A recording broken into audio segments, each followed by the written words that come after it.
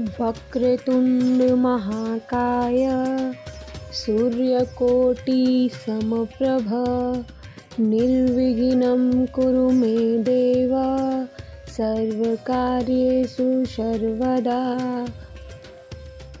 आज के दिन हम प्रातःकाल उठ के अपना नित्य कर्म करते हैं।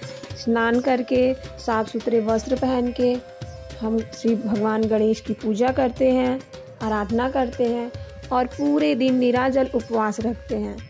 फिर शाम के टाइम हम गणेश जी की प्रतिमा बनाते हैं, प्रतिमा मूर्ति फोटो लगा करके पूजा करते हैं। फिर रात को चांद को अर्घ देकर के हम अपना पारण करते हैं। पारण में माताएं जो भी व्रत रखती हैं वो मीठा फलहार ही व्रत रखती हैं, अन्न का भोग नहीं लगाती हैं। इस दिन भगवान श्री गणेश को काली तिल, घी, गुड़, गन्ना, शकरकंद इत्यादि चढ़ाना बहुत ही शुभ माना जाता है। धार्मिक मान्यताओं के अनुसार दुर्वा घास चढ़ाना बेहद शुभ माना जाता है और इससे गणेश भगवान खुश होते हैं। पूजा के बाद कथा करते हैं। कथा के बाद आरती अवश्य करनी चाहिए, तभी जाके हमारी कोई भी पूजा सफल होती है। अब हम सुनाएंगे आपको गणेश चतुर्थी की कथा।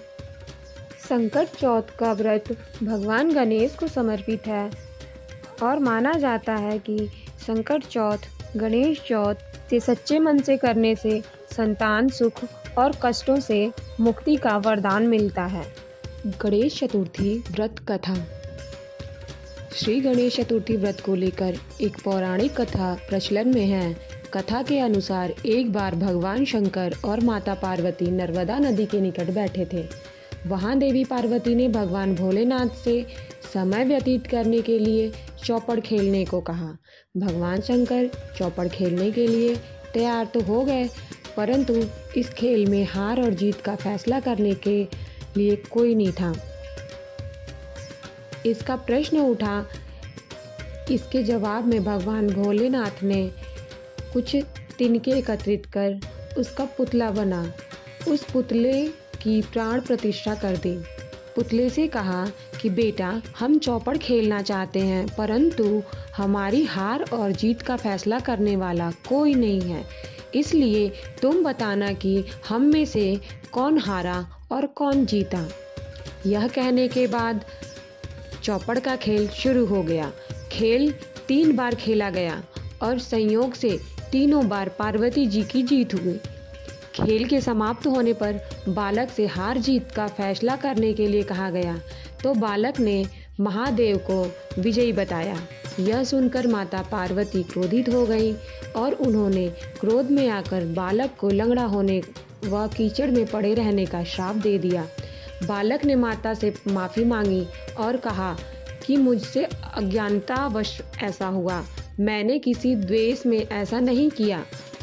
बालक की क्षमा मांगने पर माता ने कहा कि यहाँ गणेश पूजन के लिए नाग कन्याएं आएंगी, उनके कहे अनुसार तुम गणेश व्रत करो, ऐसा करने से तुम मुझे प्राप्त करोगे। यह कहकर माता भगवान शिव के साथ कैलाश पर्वत पर चली गई। ठीक 1 वर्ष बाद उस स्थान पर नाग कन्याएं आईं। नाग कन्याओं से श्री गणेश के व्रत की विधि मालूम करके उस बालक ने 21 दिन लगातार गणेश जी की व्रत किया। उसकी श्रद्धा देखकर गणेश जी प्रसन्न हो गए और श्री गणेश ने बालक को मनोवांछित फल मांगने के लिए कहा।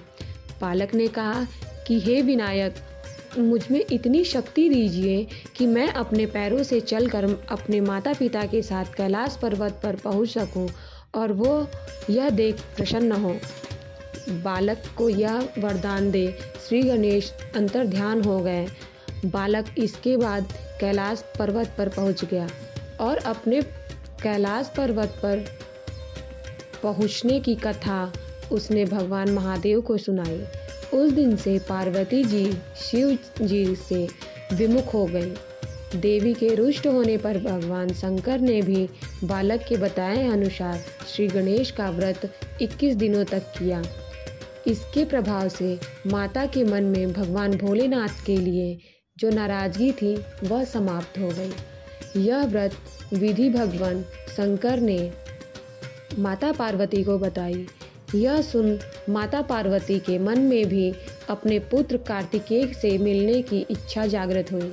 माता ने भी 21 दिन तक श्री गणेश व्रत किया और दुर्वा पुष्प और लड्डुओं से श्री गणेश जी का पूजन किया। व्रत के 21वें दिन कार्तिकेय स्वयं माता पार्वती जी से आ मिले।